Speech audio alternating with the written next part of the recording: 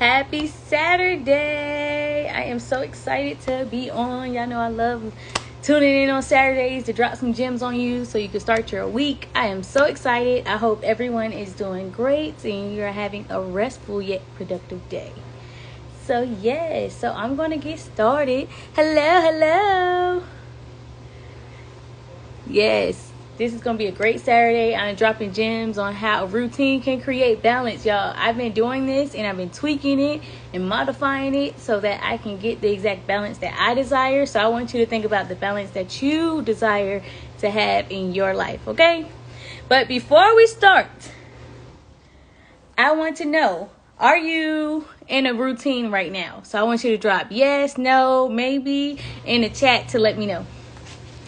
So, do you feel like you have a routine? Good morning.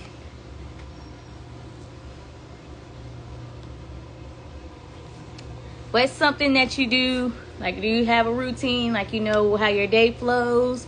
Or, like, is it not flowing? Like, let me know.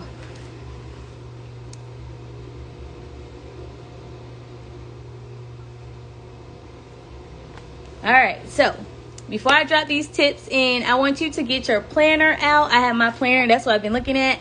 I have my planner out, or get you a notebook so that you can take notes, because I want you to implement this week so that you can use it to see if you see a difference, okay? Because you will. All right, so today we're talking about how to create a routine that allows you to achieve balance.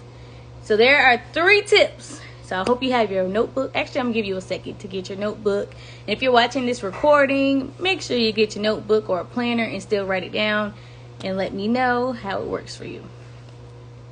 All right, so the first tip that I will give you to help you achieve a routine and balance is to plan out what you're going to do for yourself in that week. So think about, are you going to go for a walk? Are you going to wake up earlier to do a workout? Like, what are things that you enjoy that fill you up so that you can put them into your day? That's the first thing you have to do when you create a routine. And a routine is necessary, not a schedule. It's like a routine is like a way of the flow of your day. So I know for me, I don't do the things like, I don't do my yoga at the same time every day. But I know by the end of the day, before I get into bed, I have my yoga done. I did my devotion. I'm doing my Spanish and French, and I'm making sure that I'm spending time with my family. Like, it's so many different ways that you can get it done, but you want to just make sure you have a routine in the flow. You don't necessarily have to schedule it. So that's the first tip. So make sure that you are planning out what you're going to do for you first. And then we're going to talk about the other things, but you have to start your day off with you in mind, because that's how you can be selfful and pour into yourself so you can show up, okay? That's the first tip. All right, let me know if you got that. All right, so the second tip is to plan out family time. So y'all, I'm big on family time because I know that, my husband has a different schedule than me, but we make sure that we plan it out. So every night after dinner, we have family time. So we're sitting, we're talking tech free, and we plan that out into our week. So it's not something we just like, we're going to sporadically do. No, we're like planning it out. And then we plan out a family day. So for my family day is on Sunday. So we find something to do all together and get out the house so that we all are spending time together uninterrupted, and it is planned ahead of time so you can be intentional about what you're going to do. And that gives you time to research fun activities, to see which ones your little ones like or what you want to try, or your spouse. It's so many different ways. And that's one of the second biggest ways to create your routine. So the first one is making sure that you are making time for you and planning out what you're going to do. And for example, when I say planning out for you, you can have multiple things. It doesn't necessarily have to be only one thing. It can be multiple things in small increments. So you could do it for 1 to 2 minutes, okay? And the second one is plan out your family time. So figure out what day are you going to do a family outing, or when are you guys going to sit and talk, or, chat. Because sometimes I know breakfast, lunch, and dinner can get busy and people eating at different times. But if you plan out that family time, you still have that connection. So I hope that makes sense. I'll take a sip of water. So yeah, and our third one, drum roll, for your third tip, the best one is plan out the tasks that you need to do. Plan out the things you need to do. So if you have work deadlines, if you have other things that you need to do, like cooking or laundry or cleaning up, like plan out those things. And let me tell you another little gem about creating your routine. What you want to do is make sure that you are putting things into time slots. So for me, I spend 15 minutes twice a day just straightening up. Not deep cleaning, just straightening up. So I'm either going to be washing the dishes, putting them in the dishwasher, or I'm going to run a load of laundry. So I'm doing different things so that it's not all, I'm not waiting till the weekend to do laundry or do a deep clean. I'm doing it at small increments so that it's just smooth throughout the week. I'm not being overwhelmed on the weekend trying to make sure that I'm trying to spend time with my family. I'm trying to clean up the whole house and I'm trying to run errands, and I'm not doing all of that. And I don't want you to do it either. I want you to spread out your task in your journal through your week. So look at your plan and say, okay, for something I used to do and I started back doing is doing laundry once a day. And that makes such a big difference with the load. So you could pick, okay, on Mondays, I'm going to wash the color clothes. On Tuesdays, I'm going to do whites. Wednesdays, I'm going to do bedding. So that you don't have all that laundry piling up. And that makes a big difference. I don't know about y'all, but laundry can pile up. And next thing you know, you got a hill of laundry to fold. And so if you just really plan out your task, especially the ones you need to get done. So think about the things you have to do. So you have to clean. You have to meal prep. You have to do laundry. And then if you have work deadlines, try and plan it out in a way that you're doing it before it is ending.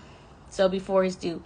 So that you can be like, okay, if I know my deadline is due on the 15th, how can I make sure I'm doing small parts of it to get there so I'm not worried about it? That's the biggest thing that you want to do, is making sure that you are planning accordingly. Because that's what's going to get you into that routine. And that routine is going to get you into balance. So the 3 biggest tips that you should do and need to do to achieve balance is 1, make sure that you're making time for you.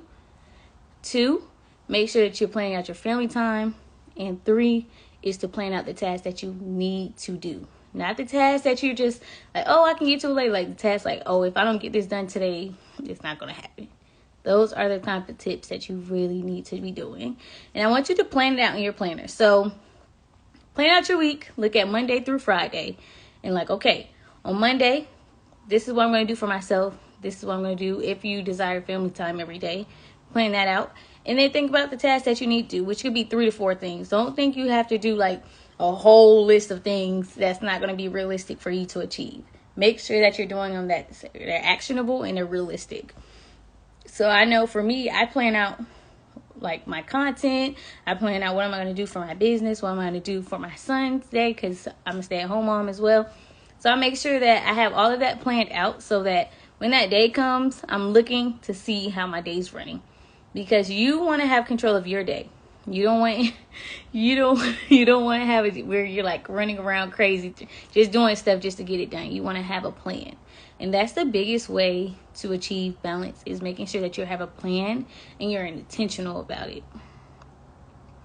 So I hope this really helped and you have some idea of how you want to run your week this week, making sure that you have your me time planned, your family time planned, and the tasks that you need to do. Those are non-negotiables, but when you start doing a little bit at a time every day, on Saturday, you're going to be like, wow, like I did all of this week, and you're going to be very shocked, okay?